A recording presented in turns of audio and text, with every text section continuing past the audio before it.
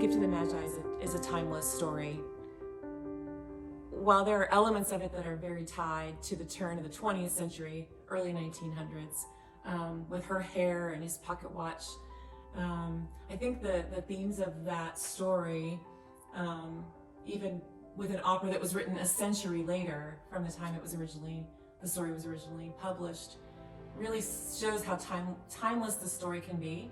And I really felt that it's a story we all could connect to at this time of year, coming out of our cocoons from the last couple of years, opening up the Opera Center for the first time, the first opera here at the new Opera Center.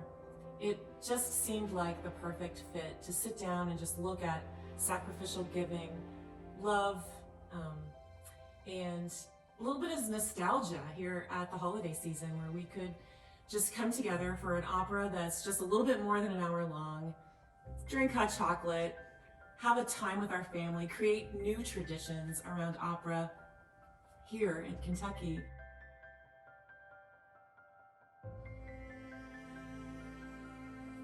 So this is not opera. If you've never been to an opera, while I think this is a great first opera to go to, it is not what you think of when you think of like Pretty Woman going to La Traviata at the opera. It is not a grand hall, it is not a grand stage. We are essentially performing in a warehouse. And while it'll be comfortable, we've got heating, and it'll be comfortable with drinks and nice seating. It's not an opera like you might imagine it. This is a very different sort of opera where no one is any farther than just a couple of yards from the singers right there. We'll be able to see the stitches on their costumes. So it's a chance to get really up close. You think of having to wear opera glasses. This is just, everybody's got opera glasses for this show. It can be casual. You can come in jeans and your favorite ugly Christmas sweater if you want. Or you can dress up a little bit and make it a great night out. It's a short opera, so there's plenty of time for dinner and celebrating in a different way with your family or friends. But it'll be a very relatively casual experience when you compare it to this grand night that you often think of when you think of this stereotypical opera experience. So this is very different. I like to think of it as your favorite rock singer unplugged, and there you are, really close. It's kind of the same thing. You'll be really close to the singers and very intimate.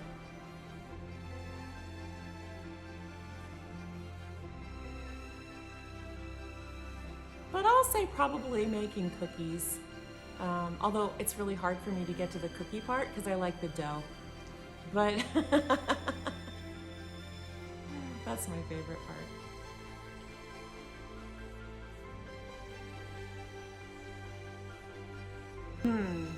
My favorite Christmas movie might be Polar Express. I think it might be Polar Express. Only because it came out when my daughter was very young, and it was the movie that she always wanted to watch. And so we kind of created our own little family tradition around that opera. And we created our own little family tradition around that movie. I wouldn't say that it was the one that I would have watched on my own, but because what becomes your favorite isn't always what you might like, but just like with opera, it's about the whole experience around it, right? And so I would say Polar Express. If you had to ask me what my actual favorite movie is on my own, okay, it's A Wonderful Life.